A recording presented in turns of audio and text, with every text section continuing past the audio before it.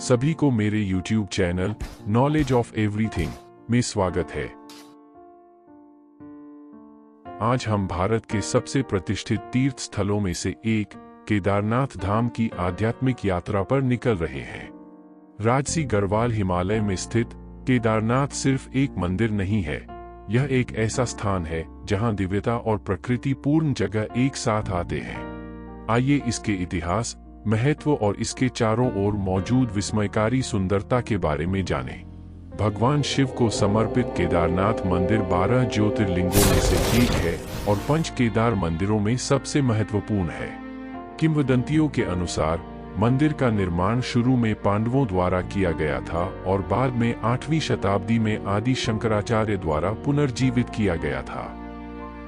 मंदिर की वास्तुकला अद्भुत है, जिसे एक बड़े आयताकार मंच पर विशाल पत्थर के टुकड़ों का उपयोग करके बनाया गया है। केदारनाथ के बारे में एक लोक कथा हिंदू महाकाव्य महाभारत के नायक पांडवों से संबंधित है। पांडव कुरुक्षेत्र युद्ध के दौरान किए गए पापों का प्रायश्चित करना चाहते थे,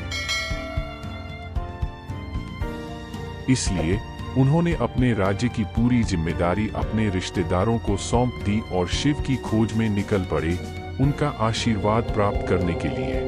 लेकिन शिव पांडवों को दर्शन नहीं देना चाहते थे और उन्होंने एक बैल का रूप धारण कर लिया और वहां पे उपस्थित अन्य बेलों के बीच छिप गए।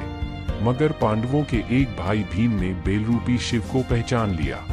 भीम ने तुरंत बेलरूपी शिवजी को पकड़ने का कोशिश किया, लेकिन बैल रूपी शिव जमीन में धंस गए। मगर भीम ने शिव रूपी बेल के कुबड़ पकड़ लिया। उसके बाद शिव ने प्रसन्न होकर पांडवों को दर्शन दिया और आशीर्वाद प्रदान किया।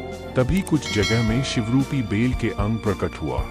केदारनाथ में कुबड़ दिखाई दी, तुंगनाथ में भुजाएं दिखाई दी, रुद्रनाथ में चेहरा दिखाई दिया, मध्यमहेश्वर में नाभि और पेट दिखाई दी और कल्पेश्वर में बाल दिखाई दिए।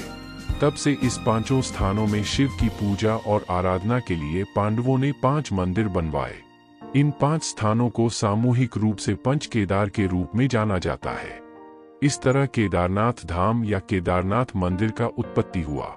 केदारनाथ की यात्रा अपने आप में एक साहसिक कार्य है।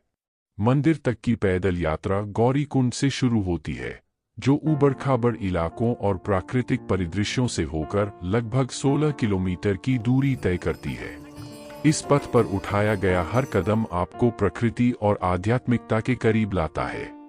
जो लोग ट्रैकिंग करने में असमर्थ हैं, उनके लिए हेलीकॉप्टर सेवाएं, घोड़ा और पालकी भी उपलब्ध हैं, जो घाटी और मंदिर का मनमोहक हवाई दृश्य पेश करती है। चाहे आप केदारनाथ कैसे भी पहुंचे, अनुभव अत्यंत आध्यात्मिक और स्फूर्तिदायक होता है।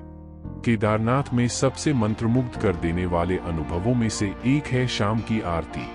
जैसे ही सूरज बर्फ से ढकी चोटियों के पीछे डूबता है, मंदिर सैकड़ों दीपकों की रोशनी से जगमगा उठता है और हवा मंत्रोच्चार और घंटियों की मनमोहक ध्वनियों से भर जाती है। यह एक ऐसा क्षण है जो भौतिक दायरे से अंदर जाकर आत्मा को छूता है। यदि आप यात्रा की योजना बना रहे हैं, तो यहाँ कुछ सुझाव दिए गए हैं। यात्रा करने का सबसे अच्छा समय मई से अक्टूबर तक है, क्योंकि भारी बर्फबारी के कारण सर्दियों के दौरान मंदिर बंद रहता है। ऊंचाई की बीमारी से बचने के लिए उचित रूप से अनुकूलन करना सुनिश्चित करें। गर्म कपड़े ले जाएं। मौसम की परवाह किए बिना तापमान अचानक गिर सकता है। स्थान की पवित्रता और स्थानीय रीति रिवाजों का सम्मान करें। मंदिर के अलावा केदारनाथ वहां के लोगों और उनकी कहानियों के बारे में भी है। स्थानीय समुदायों के पास समृद्ध सांस्कृतिक विरासत है और उनका जीवन पहाड़ों से जुड़ा हुआ है। केदारनाथ धाम सिर्फ एक गंतव्य से कहीं अधिक है। यह एक आध्यात्मिक खोज है, एक यात्रा जो आपको शारीरिक रूप से चुनौती देती है और आपको आध्यात्मिक रूप से ऊपर उठाती है। यदि आप अभी तक केदारनाथ धाम नहीं गए हैं, तो इसे अपनी भ्रमण लिस्ट में जोड़ना ना भूलें। और यदि आप पहले ही जा चुके हैं, तो नीचे कमेंट में अपने अनुभव हमारे साथ शेयर करें। इस आध्यात्मिक यात्रा में हमारे साथ शामिल होने के लिए धन्यवाद। ऐसी और भी अविश्वसनीय यात्राओं के लिए मेरे चैनल को लाइक, शेयर और सब्सक्राइब करना न भूलें। अगली वीडियो में मिलते हैं।